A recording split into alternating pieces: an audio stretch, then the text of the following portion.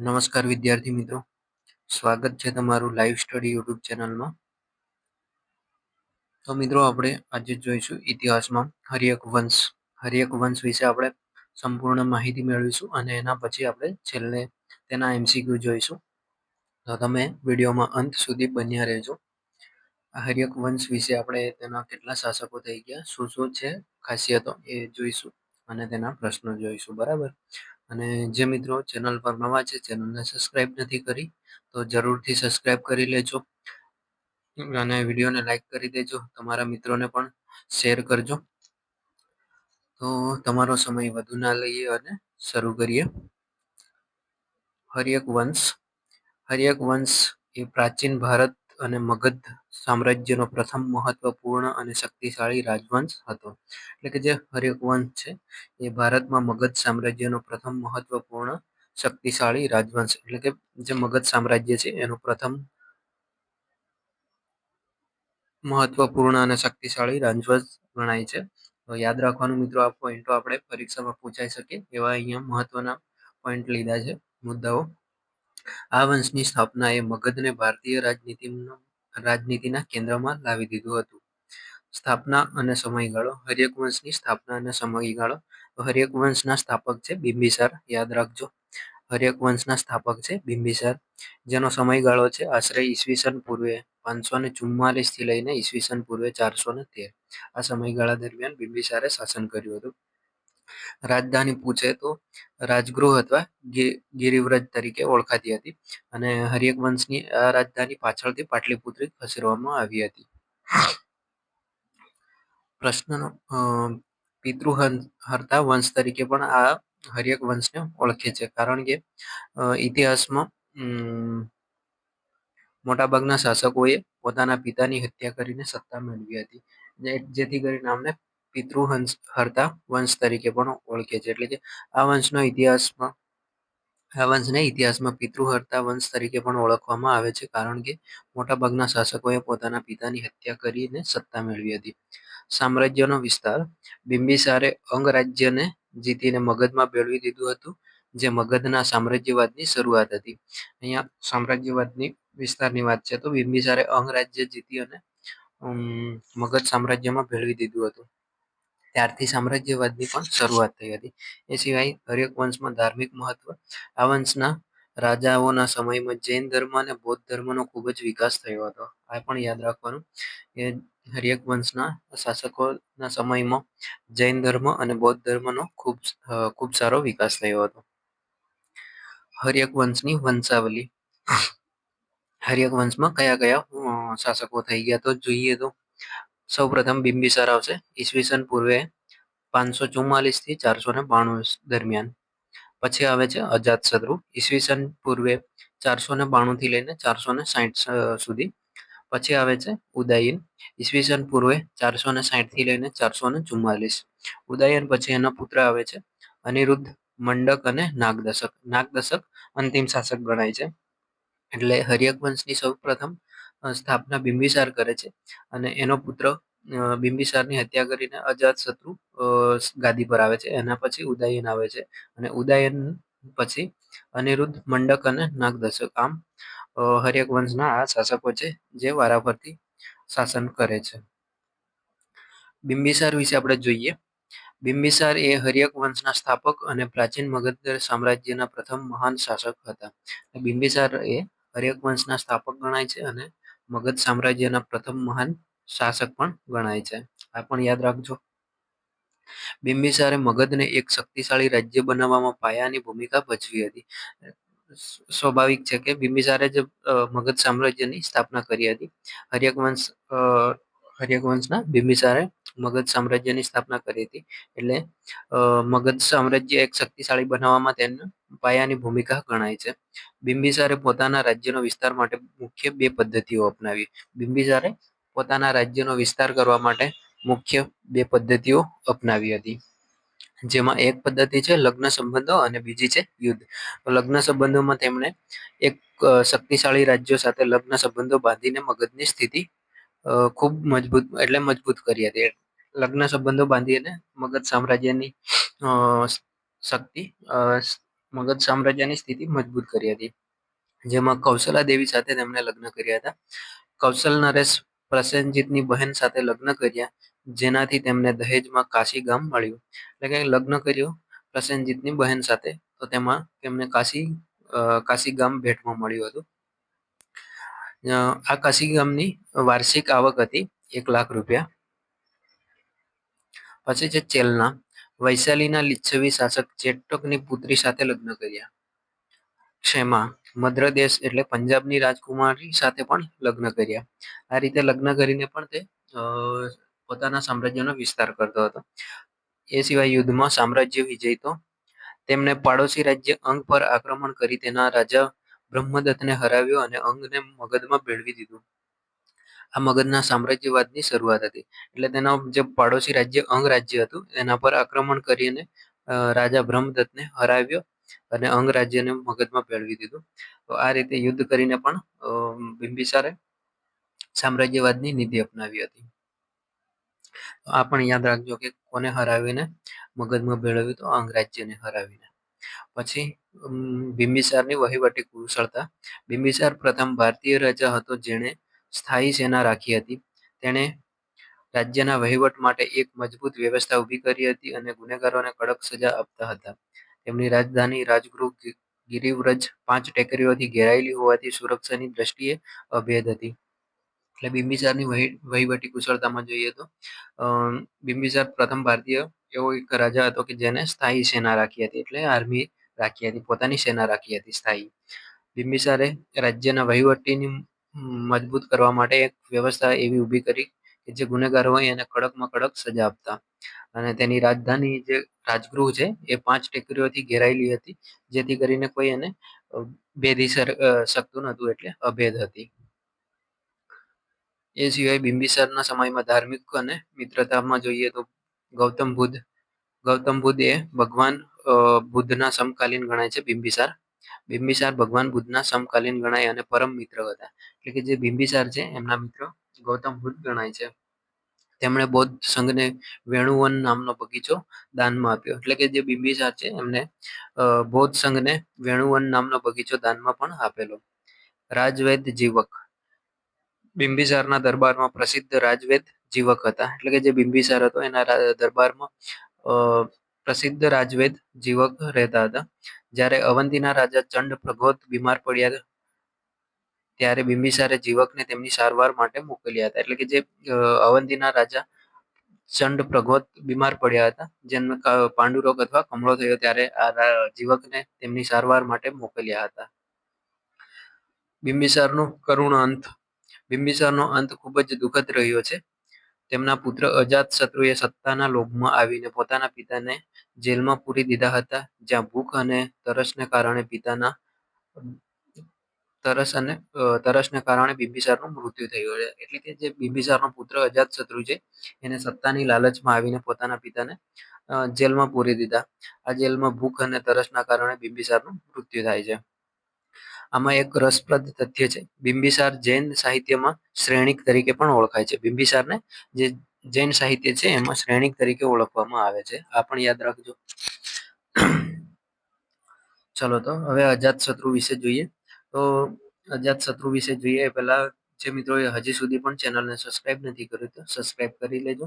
મારે વારંવાર કેવું સારું ના કહેવાય, દરેક વિડીયોમાં કહીએ તો સારું ના લાગે, એટલે તમારે જ મિત્રો સબસ્ક્રાઇબ કરી દેવાનું નવા હોય તો, અને વિડીયોને લાઈક કરી દેજો અને એક સારી એવી નીચે કમેન્ટ કરજો. ચલો તો આપણે અજાતશત્રુ વિશે જોઈએ. અજાતશત્રુ હર્યક વંશના સૌથી પ્રતાપી અને આક્રમક રાજા હતા. તેમણે પોતાના પિતા બિંબિસારની હત્યા કરી અને મગધની ગાદી મેળવી હતી. અજાતશત્રુએ તેના પિતાની હત્યા કરી અને મગધની ગાદી મેળવી હતી. આથી જ ઇતિહાસમાં તેમને પિતૃહર્તા અથવા પિતાની હત્યા કરનાર તરીકે પણ ઓળખવામાં આવે છે. અજાતશત્રુને પિતૃહર્તા અથવા પિતાની હત્યા કરનાર તરીકે પણ ઓળખવામાં આવે છે. અજાતશત્રુના શાસનકાળ દરમિયાન મગધ સામ્રાજ્યનો ખૂબ જ વિકાસ થયો. અજાતશત્રુનું શાસન હતું ઈસવીસન પૂર્વે 492 થી લઈને 460 દરમિયાન. તો આ સમય દરમિયાન મગધ સામ્રાજ્યનો ખૂબ જ વિસ્તાર થયો હતો. અજાતશત્રુના સમયમાં યુદ્ધ અને વિજયો. અજાતશત્રુની યુદ્ધની નીતિ ખૂબ જ આક્રમક હતી. તેમણે બે મુખ્ય યુદ્ધો જીત્યા હતા. કૌશલ સાથેનું યુદ્ધ અને વજ્જી વૈશાલી સાથેનું યુદ્ધ. આ બે યુદ્ધો તેમણે જીત્યા હતા. પિતા એટલે કે જે બિંબિસારના મૃત્યુ પછી મામા પ્રસેનજીતે કાશી પાછું લઈ લીધું. એટલે કે જે એના પિતા હતા એને લગ્નમાં કાશી ગામ આપેલું ભેટમાં. તો એમના મૃત્યુ પછી એમના મામાએ પ્રસેનજીતે કાશી પાછું લઈ લીધું હતું. પરંતુ અજાતશત્રુએ તેમની પાસેથી લાંબુ યુદ્ધ કર્યું અને અંતે વિજય મેળવી કાશી ફરીથી મગજમાં ભેળવી દીધું. એ સિવાય બીજું યુદ્ધ વજ્જી વૈશાલી સાથે કર્યું હતું. લિચ્છવીના શાસકોએ હરાવવા માટે તેમણે 16 વર્ષ સુધી સંઘર્ષ કર્યો. આ યુદ્ધ જીતવા માટે તેમણે વત્સકાર નામના મંત્રીની મદદથી વજ્જી સંઘમાં ફૂટ પડાવી હતી. એટલે કે જે ત્યાંનો મંત્રી હતો વત્સકાર, એની મદદથી વજ્જી સંઘ પણ પડાવી લીધું હતું. યુદ્ધમાં નવા શસ્ત્રોનો પ્રયોગ એટલે અજાતશત્રુએ યુદ્ધમાં નવા શસ્ત્રોનો પ્રયોગ કર્યો હતો. અજાતશત્રુએ યુદ્ધમાં એવા બે શસ્ત્રોનો ઉપયોગ કર્યો. કયા કયા બે શસ્ત્રોનો ઉપયોગ કર્યો તો યાદ રાખવાનો છે આપણે. એક છે મહાશિલા કંટક. મહાશિલા કંટક જે પથ્થરો ફેંકવાનું એક મોટું યંત્ર ગણાય છે, જેને કેટાપલ્ટ જેવું કહેવાય છે. બીજું હતું રથ મુસલ. એક એવો રથ કે જેની આગળ ગદા અને ચક્ર જેવા હથિયારો ફરતા હતા. આજના ટેન્ક જેવું કાર્ય કરતું હતું. એટલે આ બે શસ્ત્રોનો યુદ્ધમાં અજાતશત્રુએ ઉપયોગ કર્યો હતો. એ સમયે ક્રાંતિકારી લાવ્યા હતા એવું ગણાય છે. અજાતશત્રુના સમયમાં ધાર્મિક અને સાંસ્કૃતિક શું ફાળો રહેલો છે? તો પ્રથમ બૌદ્ધ સંગીતની અજાતશત્રુના સમયમાં ભરાઈ હતી કોન્સિલ ખાતે.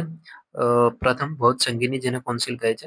ભગવાન બુદ્ધના નિર્વાણ પછી ઈસવીસન પૂર્વે 483માં અજાતશત્રુએ રાજગૃહની સપ્તપર્ણી ગુફામાં પ્રથમ બૌદ્ધ ધર્મ પરિષદનું આયોજન કરેલું. આ યાદ રાખવાનું કે રાજગૃહની સપ્તપર્ણી ગુફામાં પ્રથમ બૌદ્ધ ધર્મ પરિષદનું આયોજન અજાતશત્રુના સમયમાં થયું હતું.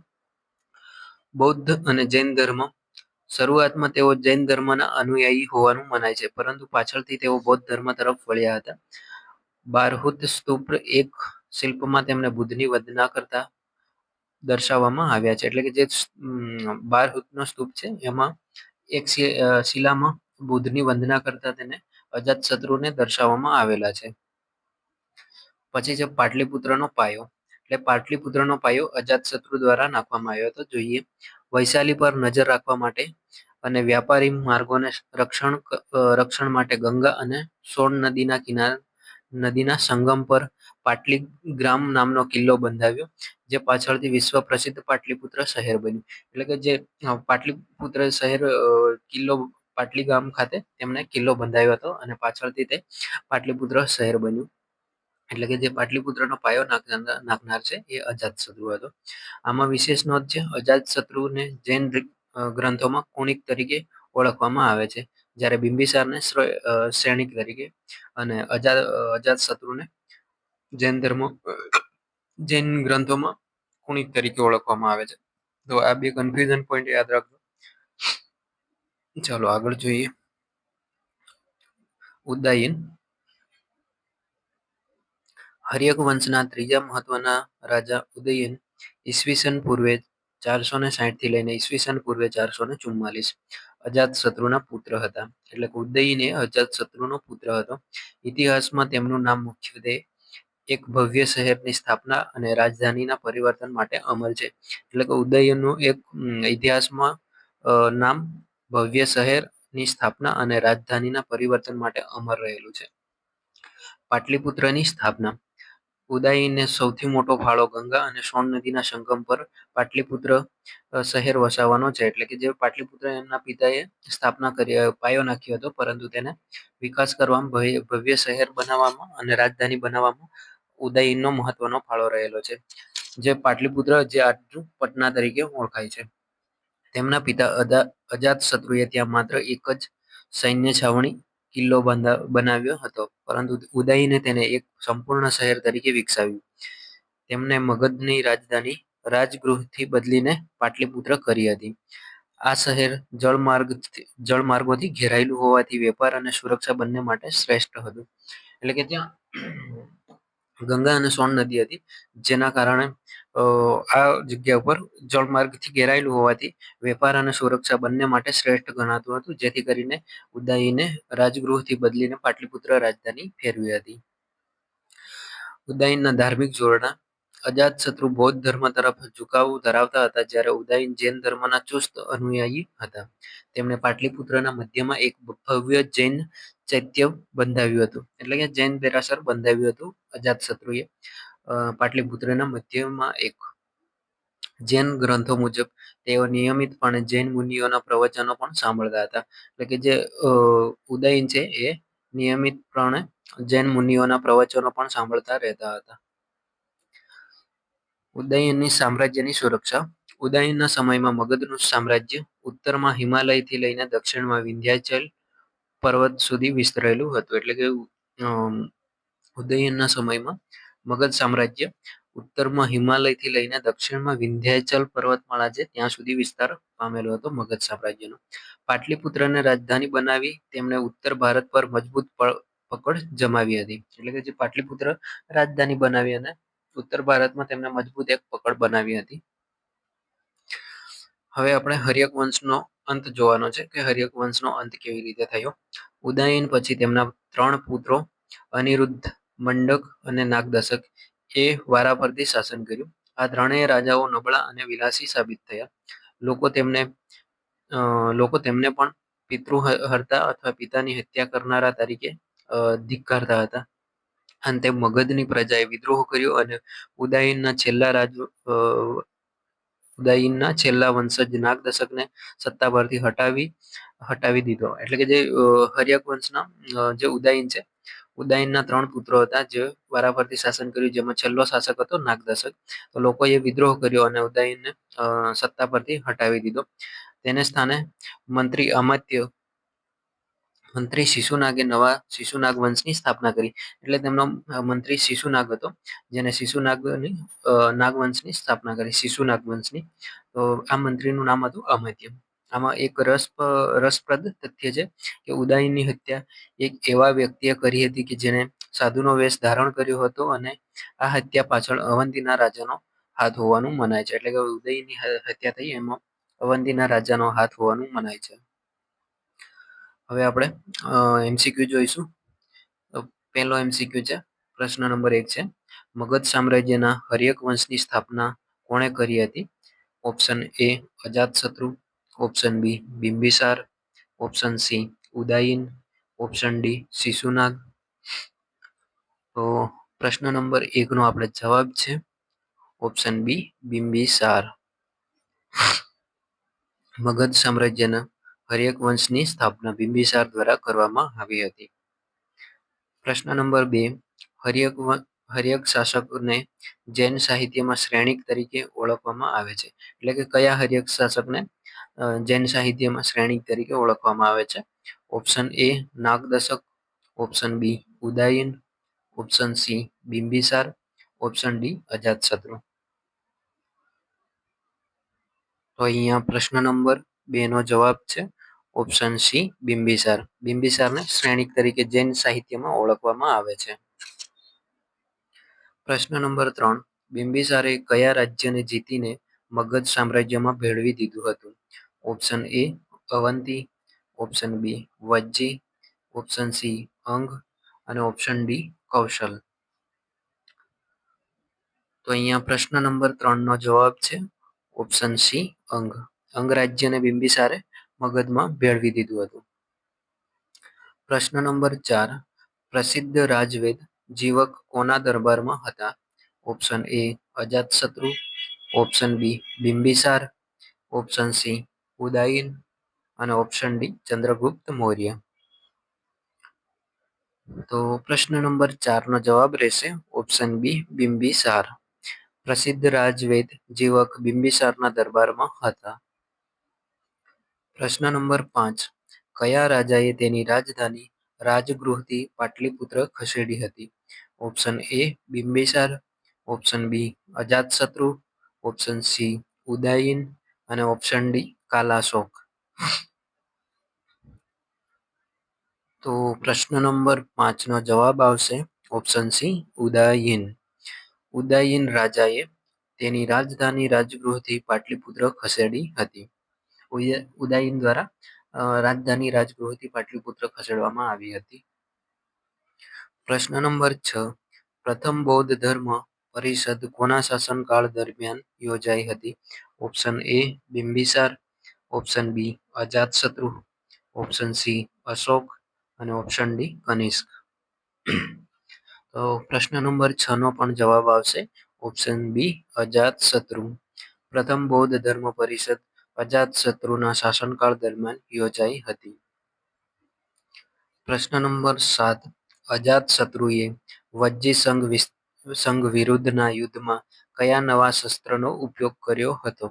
ઓપ્શન એ ધનુષ બાણ અને તલવાર, ઓપ્શન બી તોપ અને બંદૂક, ઓપ્શન સી રથમુસલ અને મહાશિલા કંટક, ઓપ્શન ડી ગદા અને ચક્ર. પ્રશ્ન નંબર 7 નો જવાબ છે ઓપ્શન સી રથમુસલ અને મહાશિલા કંટક. આ બે શસ્ત્રોનો વજ્જી સંઘ વિરુદ્ધના યુદ્ધમાં અજાતશત્રુએ ઉપયોગ કર્યો હતો. પ્રશ્ન નંબર 8. હર્યક વંશનો અંતિમ શાસક કોણ હતો? Option A Udayin, option B Aniruddha, option C Mandak અને ઓપ્શન ડી નાગદશક.